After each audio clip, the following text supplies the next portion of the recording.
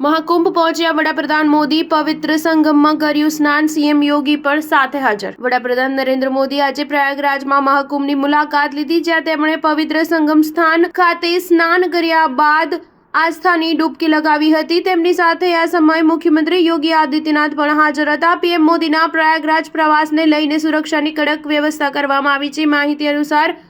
PM મોદીની સાથે બંને નાયબ મુખ્યમંત્રી કેશવ પ્રસાદ મૌર્ય અને બ્રજેશ પાઠક સહિત પ્રદેશ સરકારના ઘણા વરિષ્ઠ મંત્રી પણ હાજર છે